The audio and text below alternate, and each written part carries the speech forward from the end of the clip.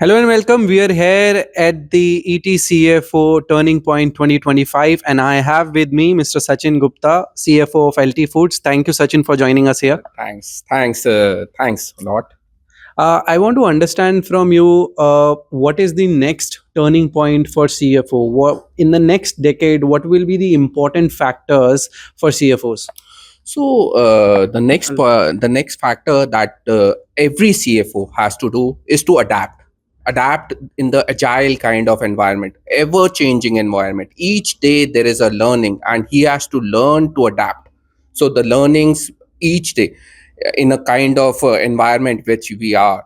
Uh, like for in a company, there is a geopolitical risk, there is other kind of internal risks, and there is the compliance risk and other things. So we need to adapt to a ever changing environment. So, and at the same time, the gen AI and other things, how that can be used in my overall business in order to have a superior profitability. That kind of adaptability is required, and that is must for a new age CFO, and that is should be is relevant enough. Adaptability in technology and in geopolitics Correct. as well, Correct. being more insular to shocks. Correct. Uh, on the compliance aspect, the GST rate rationalization has just happened. The 22 September deadline is on to the CFOs.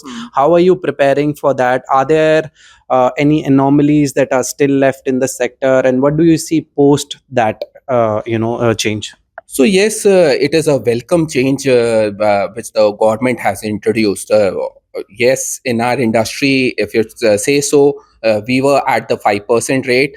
Currently, also it is at 5%. So we will be less impacted as such with the change in the regime and the GST. But overall compliance piece, which the ministry is doing, the compliance piece, simplifying the compliances, that is very good, and that kind of simplicity in the compliance is welcomed, because there are whole lot of things when I'm talking to my GST people out there, they are quite confused in certain factors, certain things. So it will be bringing more simplicity in the over compliance piece. So that's good and encouraging signs that the government has introduced. But are there any things that you look forward to in the next set of reforms in the GST?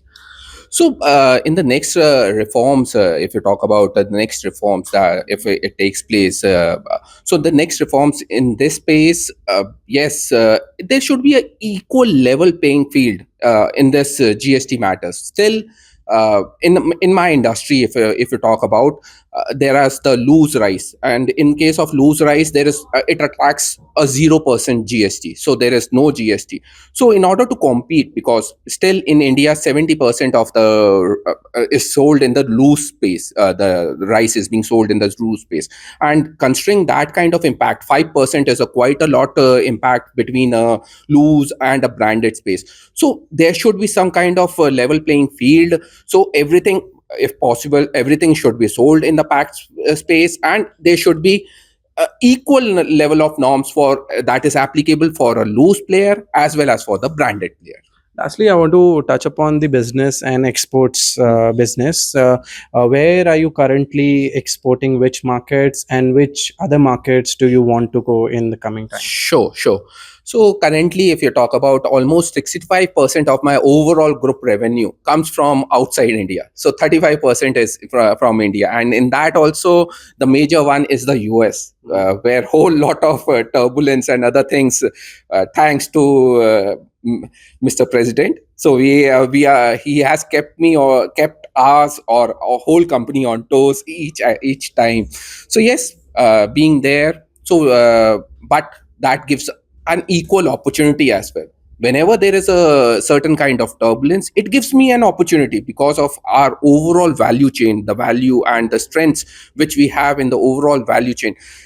We are resilient enough for that kind of turbulence. So in fact, if you talk about in the last quarter itself, we acquired one of the second largest company in the jasmine rice. So we acquired in the US the largest company, and now it is the largest. At that time acquisition, it was the second largest. Now it is the largest company in the jasmine rice. So the kind of things because of the resilient nature of our company, we are able to adapt to that changes, and we are agile enough. So our whole team is agile enough to adapt to the changes, because every time that there are, last year there was a Red Sea impact, there is a, this year there is a tariff impact. And yes, and adding to that point na, we want to grow in the Middle East market. We are quite not that strong in the Middle East, particularly in the Saudi market. So having SALIC, the SALIC is the sovereign fund. The SALIC is the sovereign fund, a $3 trillion fund of the Saudi government. So he is our shareholder. He's a partner, a strategic partner in our respect. Having in the SALIC as the partner has helped me to set up a company in the Saudi market. So now with SALIC in our place, we have a good distribution and other things.